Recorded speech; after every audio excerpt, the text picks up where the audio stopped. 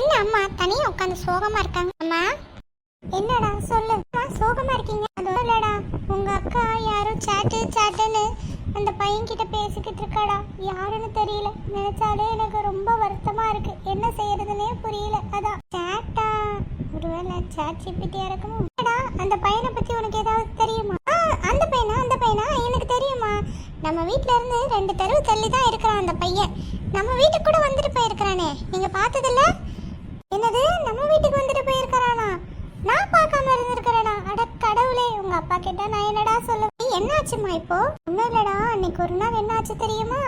நான் கிச்சன்ல உங்க அக்கா ஏதோ பண்றான்னு போய் பார்த்தேன். அப்போ கிச்சன்ல அதிசயமா இங்க நின்று என்ன பண்ணிக்கிட்டு இருக்கேன்? புது ரெசிபிமா, அதை தான் ட்ரை பண்ணிட்டு இருக்கேன். சாட் சொல்லி கொடுத்தா சும்மா சூப்பரா இருக்கும். சாட்டா? யார் இது? எதுக்கு எடுத்தாலும் சாட்டுங்கிற? இந்த மாதிரி ரெசிபி எல்லாம் உங்களுக்கு தெரியாது. அவன் ஒரு ஜீனியஸ் தெரியுமா? சரி, எக்ஸாமுக்கு படிச்சிட்டியா? அசைன்மெண்ட்லாம் எழுதினியா? அதெல்லாம் எழுதியாச்சுமா. எக்ஸாமுக்கு கூட சாட்டு தான் ஹெல்ப் பண்றான். பட் சாட்டுன்னு இரு, ஒரு நாள் ஒன்று வச்சுக்கிறேன். உனக்கு நிறைய விஷயம் தெரிஞ்சிருக்கே. எப்படி இதெல்லாம்? சாட் கிட்ட இருந்ததாமா. அவன் எவ்வளவு புத்திசாலி தெரியுமா? எல்லாத்துக்கும் அவன்கிட்ட பதில் இருக்கு. இங்க வேணா ட்ரை பண்ணி பாருங்களேன். ஏதாவது உங்களுக்கு தெரியல சொல்லுங்க, சாட்டு கிட்ட கேட்டா எல்லாத்துக்கும் பதில் வந்துடும். மாதிரி எதுக்கு எடுத்தாலும் சாட்டுன்னு அவன் பெரிய சொல்லிட்டு இருக்கான்டா.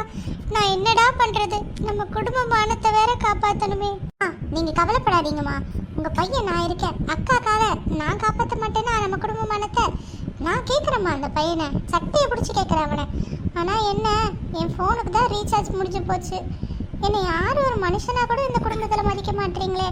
ரீசார்ஜ் பண்ணி விட்டா அவனை போய் கேட்கலாம். எங்க கேட்குறியா? ஆமாம்மா, நம்ம வீட்டுக்காக நான் தானே கேட்கணும். சரி, நான் எப்படி கேட்கறது? அதான் ரீசார்ஜே இல்லையே. ஓ, என் பர்ஸ் எடுத்துட்டு வா, அதுல இருந்து காசு எடுத்து தரேன்.